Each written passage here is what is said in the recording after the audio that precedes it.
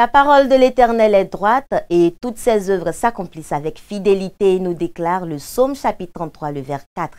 C'est donc avec cette assurance que je vous retrouve pour cette nouvelle édition du journal sur Espérance TV. Shalom à toutes et à tous et bienvenue. Dans sa marche vers la Cité Céleste, l'Église méthodiste de Côte d'Ivoire, à travers ses structures, ne manque pas d'apporter son soutien aux personnes en difficulté, comme le recommandent les Saintes Écritures. Dans cette perspective, la Croix-Bleue Côte d'Ivoire a fait un important don au centre de santé d'Anoumabo, c'est dans la commune de Marcory.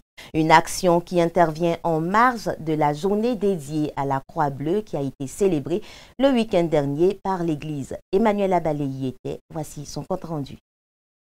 Une organisation d'unité neutre, impartiale et humanitaire, la Croix-Bleue de Côte d'Ivoire, puisque c'est d'elle qu'il s'agit, a déployé son action sociale hors de ses murs en se rendant à la formation de santé UBN d'Anoumabo le mercredi 2 octobre 2024. Entouré de la chefferie du village d'Anoumabo et des responsables pasteurs et laïcs du district d'Abidjan Sud, le bureau de la Croix-Bleue Côte d'Ivoire a offert du matériel médical, des médicaments de première nécessité à ce centre de santé. Un don qui est perçu par la direction de ce centre comme une bouffée d'oxygène. Nous sommes vraiment contents, heureux du matériel qu'on a reçu. C'est du matériel qui va vraiment nous servir pour soigner, pour donner le sourire, pour donner la santé à la population d'Anoumabo et à toute population venant d'ailleurs. Vous nous avez donné des médicaments de première nécessité. Ces médicaments sont très importants. Ce geste en faveur de la population est une marque de sympathie et sera d'un grand soulagement, estime Sa Majesté Vri Amon Thomas, chef du village d'Anoumabo. Pour tout développement, il faudrait que tu sois en bonne santé. Et si tu n'es pas en bonne santé, quel que soit le projet que tu as, tu ne pourras pas mettre ces projets-là à jour. Donc vraiment, nous disons merci. Merci et grand merci. La Croix-Bleue de Côte d'Ivoire, à travers cette matrice d'action, veut se faire le porte-parole des personnes vulnérables, souvent marginalisées, voire oubliées dans les centres médicaux. Pour M. Bonta Laurent, président national de la Croix-Bleue Côte d'Ivoire, aussi président des Croix-Bleues des pays francophones, le choix de ce centre et le don réalisé n'est pas fortuit. Il faut apporter quand même le soutien à ces gens des villages qui en ont beaucoup besoin dans ces cas d'espèces. Puisque les autres centres bénéficient souvent des dons des autres structures, des autres organisations. Et ce n'est pas toujours que les centres de santé villageois en bénéficient. Donc nous avons fait un clin d'œil à ces centres de santé. Une action sociale et humanitaire qui s'inscrit dans le calendrier prévu par l'Église méthodiste de Côte d'Ivoire accordé à la Croix-Bleue locale. Rendez-vous est pris dans le district de Grand Laou pour les prochaines festivités en 2025. Une autre action sociale dans cette édition, celle du couple Masuka qui a initié depuis 2019 des actions de bienfaisance en faveur des enfants d'Alépé Village dans le district d'Alépé. Pour cette année, ce sont des élèves qui ont bénéficié le mercredi 2 octobre de kits et des uniformes scolaires pour la rentrée 2024-2025. Un don qui cadre bien avec la vision missionnaire portée par le bishop Benjamin Boni qui est d'évangéliser en tout temps et en tout lieu. Le reportage de Raphaël Dompé et Lionel Nyaba.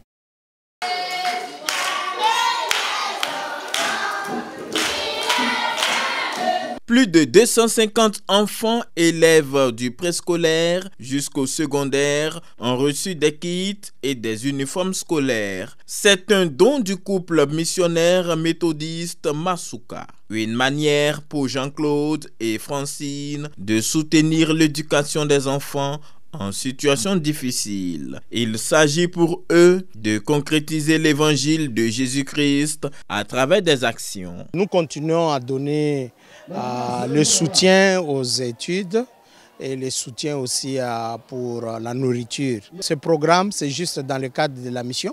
Nous voulons ici dire merci au bishop Benjamin Boni qui nous a autorisé de travailler pendant toutes ces années pour soutenir l'œuvre de Dieu. Les méthodistes sont toujours le peuple debout qui aime la mission et qui travaille pour le bien-être. Notre joie est grande parce que la vision, quand elle vient, Dieu aussi donne la provision. Réceptionnant ce don en pleine rentrée scolaire, les parents et les élèves se réjouissent de cette action de bienfaisance à leur endroit.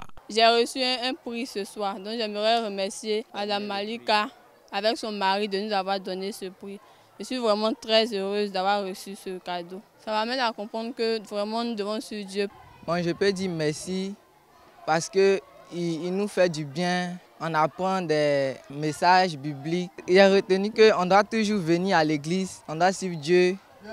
On ne doit pas malmener son camarade. Cette remise de kit a fait l'objet d'une cérémonie présidée par le très révérend pasteur Philippe Diplot, surintendant du district d'Alépé, avec la présence des autorités coutumières. Le dit district est heureux de recevoir les donateurs pour cette action sociale s'inscrivant dans le cadre de la propagation de la bonne nouvelle. Avec cette action, le couple s'inscrit dans la dynamique de l'évangélisation. Avec la distribution des kits, ce couple fait beaucoup de choses, en ce sens que même il y a des moments de distribution de nourriture.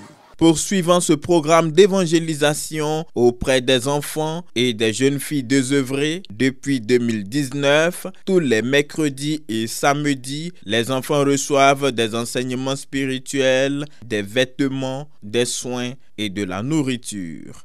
Touchée par les besoins de la communauté, la missionnaire Francine Masuka envisage de créer un centre d'éducation-formation et de prise en charge de la jeune fille et des enfants dans le district d'Alépé. Un vœu cher qu'elle compte réaliser. J'ai constaté qu'il y avait la malnutrition. Ça m'avait fait mal. Ce n'est pas dans ce 21e siècle qu'on peut avoir la malnutrition. Donc c'est pour cela que j'ai décidé de commencer avec ces centres de nutrition. Les enseignements qu'on donne, il y a plusieurs enseignements. Le clé d'abord, c'est le spirituel. Après ça, il y a maintenant ces volets-là social. Tout ce que je fais comme programme, j'essaie un peu de prendre de tout ce que nos grands-mères nous enseignaient pour pouvoir donner aux autres enfants. Maintenant, les rêves que j'ai, c'est de construire une des maisons là où les filles peuvent aller pour se réfugier, là où les filles peuvent s'exprimer. La distribution de fournitures scolaires a débuté par une exhortation du catéchiste Juste Akakishi, inspiré de Proverbes chapitre 22, verset 6. Instruis l'enfant selon la voie qu'il doit suivre, et quand il sera vieux, il ne s'en détournera pas. Retour à Abidjan dans le district de Yopougon. C'est une atmosphère de louange qu'a vécu le peuple méthodiste de cette commune à la faveur de la finale de Cabods 2024. Ce programme de gloire, comme son nom l'indique, a réussi le pari de créer une saine émulation entre plusieurs groupes de louanges de ce district. Daniel Krabi.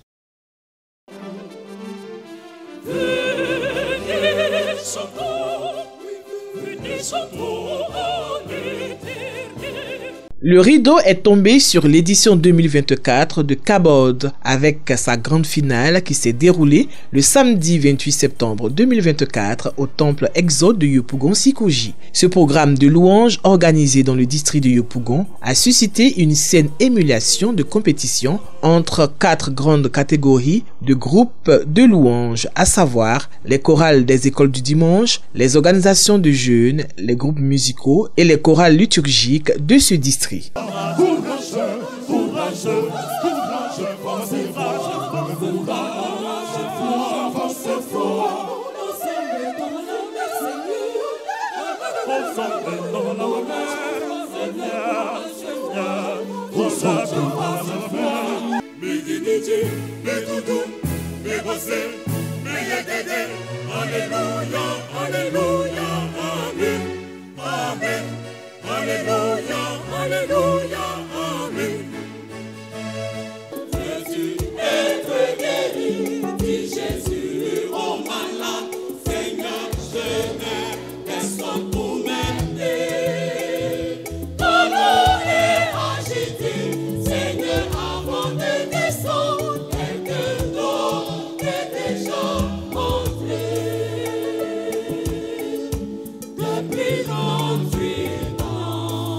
Cabode 2024, dont l'organisation n'a pas été épargnée de difficultés, a su créer l'union et la cohésion au sein des acteurs du directoire musical. L'église méthodiste même a été une église forte en termes de louange et d'adoration. On a vu que les chorales ont préparé ces moments. Les jeunes, les enfants, les chorales liturgiques, c'était vraiment intéressant. On a senti la joie dans le cœur des uns et des autres. On a vu que les gens attendaient ce moment pour pouvoir se libérer, se relâcher dans la présence de Dieu. Et le pari a été vraiment gagné. Par la grâce de Dieu, toutes les difficultés, tous les défis ont été relevés et nous rendons gloire à Dieu. Initiateur de cette grande rencontre de louanges, le très révérend Séraphin Moundé, surintendant du district de Yopougon, a voulu de Cabode un moment où convivialité et spiritualité sont au rendez-vous à la gloire de Dieu. Nous avons juste voulu célébrer Dieu, nous avons juste voulu magnifier Dieu, nous avons juste voulu faire notre travail parce que j'ai voulu dans ce district créer une famille là où il fait bon vivre, là où les uns et les autres peuvent se côtoyer et éliminer au maximum la division. Par la grâce de Dieu, les gens sont venus heureux, joyeux, ils sont repartis heureux. Peu importe le résultat, je bénis le nom du Seigneur. Cabode 2024 a vu la participation de la chorale liturgique du Jourdain de Marcory qui a apporté une animation particulière à cette édition.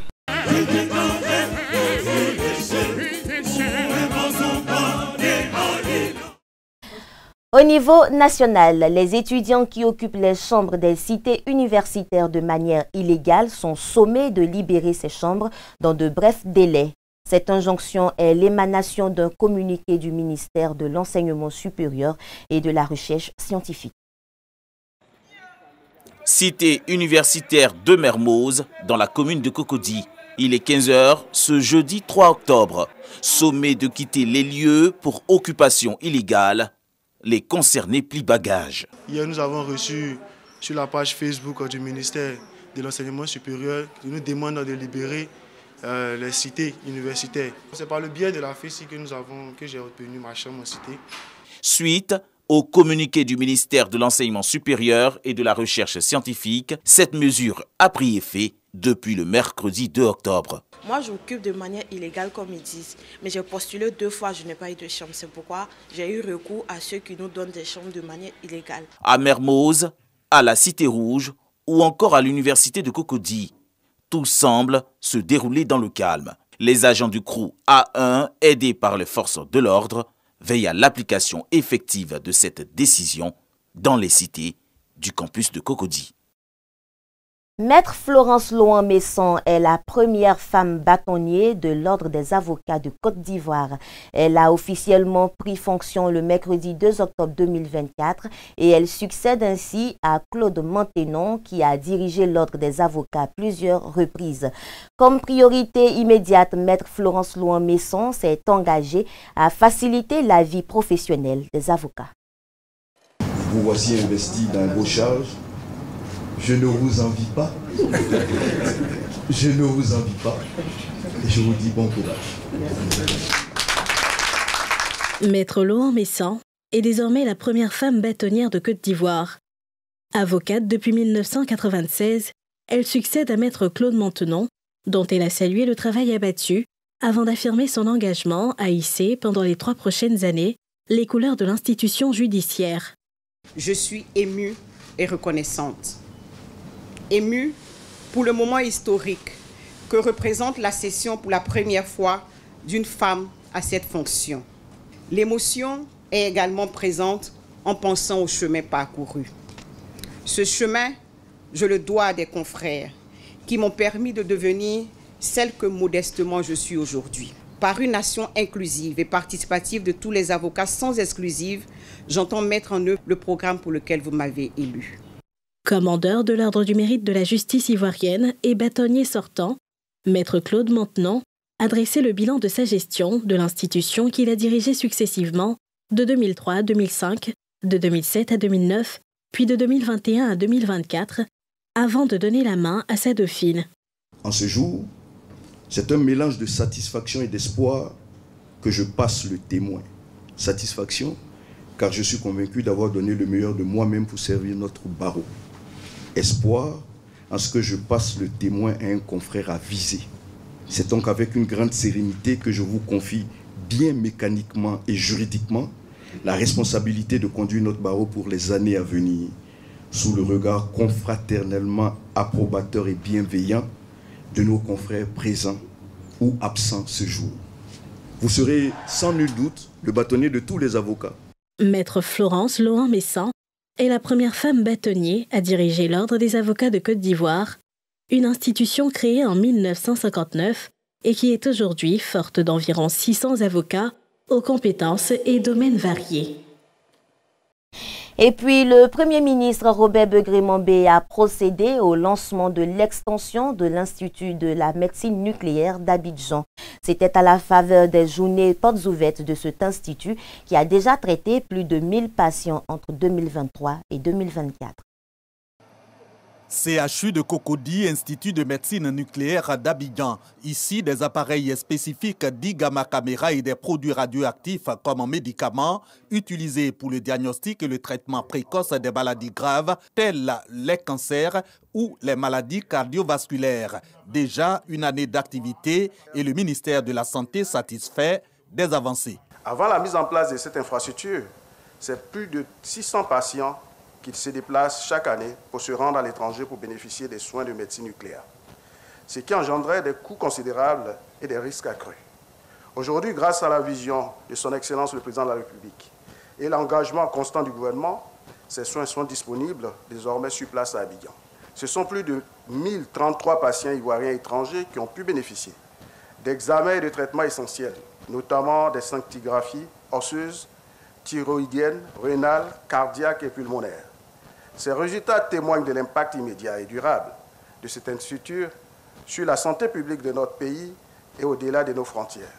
Pour autant, peu connue reste la médecine nucléaire de l'avis de la directrice de l'Institut, le professeur Kwame Koutou-Anik. Ces 2 journées portes ouvertes donc pour promouvoir la spécialité médicale et ses applications.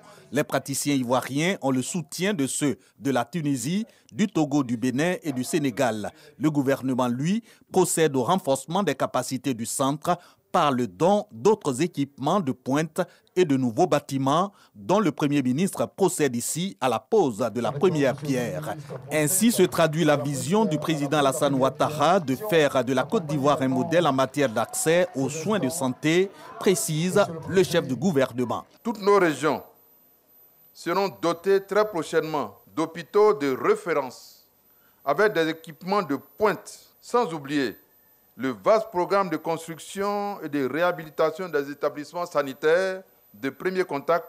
Le chef de l'État a largement mérité en cela la distinction honorifique de champion de la promotion de la médecine nucléaire qui lui a été attribuée par l'AFCON, la Commission africaine de l'énergie nucléaire. Il est le fruit de la coopération entre la Côte d'Ivoire et l'Agence internationale de l'énergie atomique. L'Institut de médecine nucléaire d'Abidjan est rendu opérationnel en 2023 grâce à un investissement de 3 milliards de francs CFA du gouvernement. Le chef de l'État ivoirien Alassane Ouattara prend part au 19e sommet de la francophonie à Paris, en France. Pendant 2 jours, cet événement qui réunit plusieurs chefs d'État a pour objectif principal de définir les orientations stratégiques de la francophonie dans un cadre décennal. Le 19e sommet de la francophonie se déroule ce week-end à Paris. À cette occasion, une cinquantaine de chefs d'État et de gouvernement des pays membres de l'Organisation internationale de la francophonie se réuniront pendant 2 jours pour discuter de l'avenir de la langue française. Le sommet débutera dans le château historique de Villers-Cotterêts et se poursuivra samedi au Grand Palais dans la capitale française. Cet événement bisannuel n'a pas été accueilli par la France depuis 33 ans et devrait attirer un grand nombre de dirigeants africains. 19 chefs d'État ont confirmé leur présence, dont le Congolais Félix Tshisekedi, président de la République démocratique du Congo, le plus grand pays francophone au monde.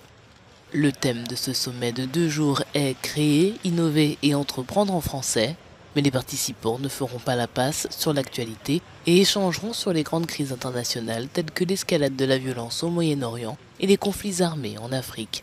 L'absence des dirigeants des États sahéliens actuellement suspendus de l'organisation se fera sans doute remarquer, malgré l'affirmation de ces derniers de leur vocation à rejoindre la francophonie.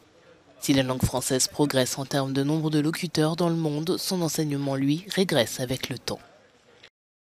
Au même moment, réunis pour un sommet en Italie, les ministres de l'Intérieur du G7 se sont penchés sur des questions liées à la migration, la sécurité, la traite des êtres humains dans le monde.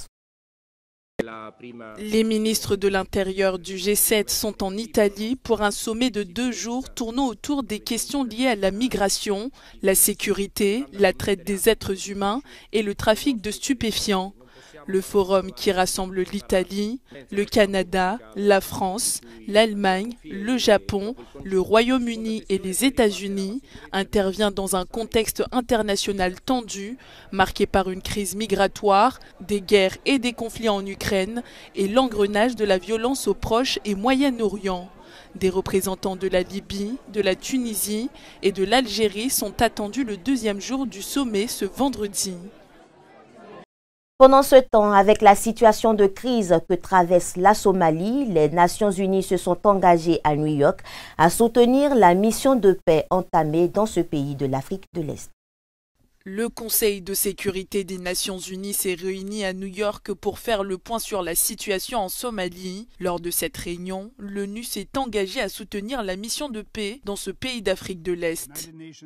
Les Nations Unies sont déterminées à aider la Somalie à relever les défis techniques, logistiques et à mobiliser le soutien financier des donateurs pour organiser des élections crédibles et dans les délais.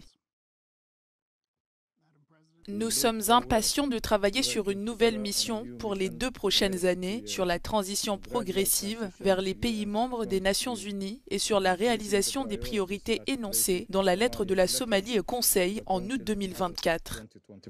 La lutte contre le terrorisme et les tensions régionales étaient au cœur des préoccupations de ce Conseil de sécurité. Le risque croissant d'infiltration et de collaboration entre Al-Shabaab et les Houthis constitue un défi sécuritaire considérable, menaçant la stabilité régionale dans la Corne de l'Afrique, ainsi que la navigation maritime et les routes maritimes de la mer Rouge, de l'océan Indien et du canal du Mozambique. La lutte contre Al-Shabaab continue d'être la priorité sécuritaire clé du gouvernement somalien. Les autorités planifient la transition vers la nouvelle mission de soutien et de stabilisation de l'Union africaine en Somalie et mettent en œuvre des programmes cruciaux dans les zones reconquises. Si la Somalie fait des efforts pour soutenir les opérations militaires contre les attaques, la génération de forces et de moyens reste un défi majeur pour ce pays. Et puis sur le continent, en République démocratique du Congo, le chavirement d'un bateau transportant de nombreux passagers sur le lac Kivu a causé la mort d'au moins 50 personnes. Au moins 50 personnes ont perdu la vie dans le naufrage d'un bateau sur le lac Kivu, dans l'est de la République démocratique du Congo. Le bateau surchargé transportait des dizaines de passagers de Minova, dans la province du Sud Kivu, à Goma, dans la province du Nord Kivu. Il a coulé en tentant d'accoster à quelques mètres du port de Kituku, selon des témoins. Je suis venue voir mon mari qui était parti en voyage. Il m'avait dit qu'il allait revenir aujourd'hui, mais je suis arrivée et on m'a dit que le bateau dans lequel il se trouvait avait chaviré. Les autorités congolaises ont souvent mis en garde contre la surcharge et promis de punir ceux qui ne respectent pas les mesures de sécurité pour le transport par voie d'eau. Mais dans les régions reculées d'où viennent la plupart des passagers, beaucoup n'ont pas les moyens de payer les transports publics pour les quelques routes disponibles. Le bateau s'est renversé.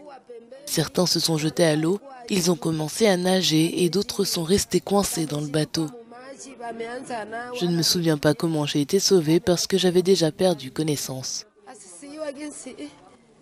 Il s'agit du dernier accident de bateau mortel en date en RDC où la surpopulation des bateaux est souvent en cause. Les passagers sauvés ont été transportés à l'hôpital de Kieshero. L'hôpital est tellement débordé. Tu vois par exemple le service est débordé, submergé par de survivants. Et j'ai comme l'impression même que la morgue ne sera pas capable de recevoir tous les morts. En juin, un bateau surchargé a coulé près de la capitale Kinshasa et 80 passagers ont perdu la vie. Et en avril 2023, 6 personnes ont été tuées et 64 ont disparu sur le lac Kivu. Nous terminons cette édition avec cette dernière information relative à l'organisation méthodiste des personnes du 3e âge, dont la journée sera célébrée ce dimanche 6 octobre 2024 dans le district de Dabou. Avec Emmanuel Abalé, découvrons ensemble le programme d'activité de cette structure de l'Église. Si la crinière sur les lions, ce puissant animal de la faune, signifie la vieillesse et la royauté. Les cheveux blancs et la barbe grisaille signifient pour l'homme la vieillesse et la sagesse. Fort de leur expérience et de leur témoignage de foi, les personnes de 3e âge, allant de 60 ans et plus, occupent depuis la conférence annuelle de l'Église méthodiste de Côte d'Ivoire de 2008 une place de choix dans l'organigramme de cette institution. L'OMETA, qu'est-ce que c'est? Comment y adhérer? Quelles sont ses missions? L'OMETA, c'est l'organisation méthodiste des personnes du 3e âge. Les personnes du 3e âge, ce sont les personnes âgées de 60 ans au moins et jusqu'à l'éternité si possible. Cette année, nous avons notre journée nationale qui aura lieu dans le district de Dabou, dans le circuit d'Oussrou et dans l'église méthodiste de Youlil.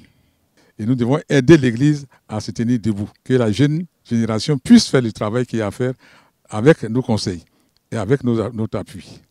Une structure de l'Église méthodiste de Côte d'Ivoire qui est plus qu'à jamais déterminée à prôner l'Évangile jusqu'à leur dernière énergie. Pour atteindre cet objectif, une journée leur est dédiée par l'Église méthodiste de Côte d'Ivoire. La semaine donc commence depuis le 30 septembre pour finir le dimanche 6 octobre. Du lundi au vendredi, procéder au recensement des personnes du 3e âge qui ne se sentent pas concernés par le mouvement. Nous allons donc faire le recensement, organiser des séances de prière et puis mettre en place le pool d'expertise de ces personnes du 3e âge dans toutes les églises pour l'évangélisation et tout le reste du travail qu'il y a à faire. La journée aura lieu le dimanche 6 octobre 2024. Un appel est donc lancé à tous les sexagénaires de l'Église méthodiste de Côte d'Ivoire.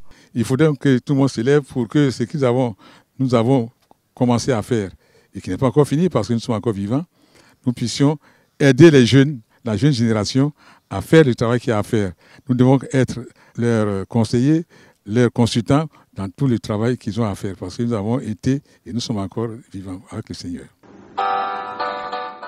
Jusqu'à la mort, nous te serons fidèles. Jusqu'à la mort, tu seras notre roi. Sous ton drapeau, Jésus, tu nous appelles.